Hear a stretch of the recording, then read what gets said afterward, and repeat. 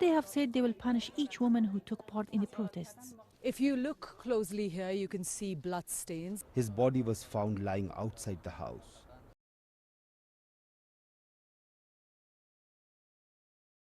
Six months since they seized power, the Taliban appear to be cracking down. Evidence of reprisals is mounting. Activists marching peacefully for women's rights are disappearing. At least 4 women from this protest abducted in sudden raids. One of the women who took part in the protest in January, marching alongside the activists who've been detained. I know her, I've met her before. She's in hiding now, but she's agreed to meet us again. She shows us photos of the missing women.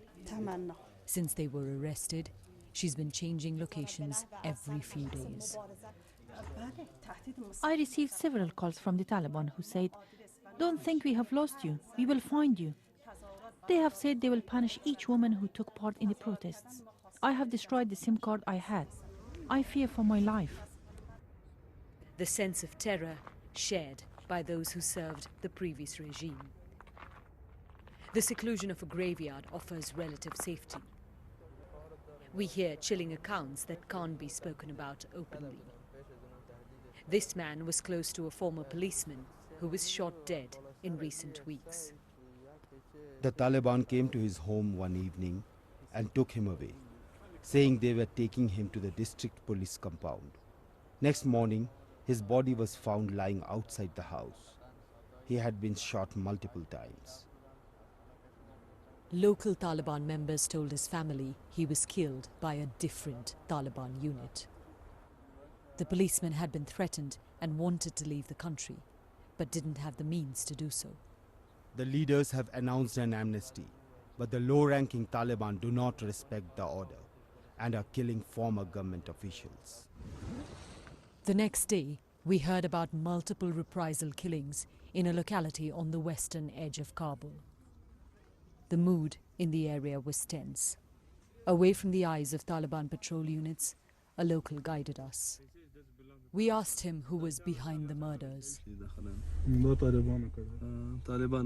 The Taliban, he said quietly. Where is it? We were taken to the location where the men were shot dead. If you look closely here, you can see blood stains. It's the spot where 3 brothers from a family, one of whom was a member of the Afghan National Army, were killed just about 2 weeks ago. Multiple members of this community have told us that the attackers were from the Taliban. People here are terrified. The family of the victims has moved away from here. This has happened in the city of Kabul, but you won't find these incidents reported in the press. Through sources close to the brothers, we got these photos. Arsalan, to the left, was the soldier, seen here with Matiullah. Another brother, Shireen, was also killed.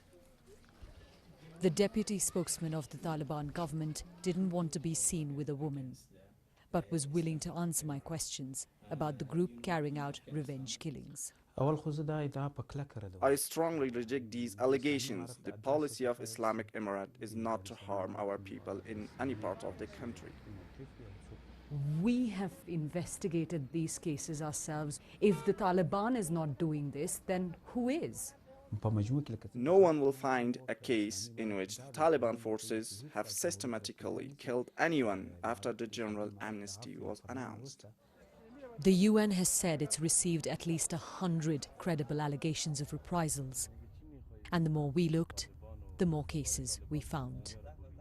A car was the only place this man felt safe to talk to us. He said a former intelligence officer he knew well was taken by the Taliban for questioning and then shot dead. I know I'm risking my life speaking to you, but I want the world to hear us and not recognize the Taliban as they are right now, the man told me. Living under them is like living in a cage. Yogi Talamai, BBC News, Kabul.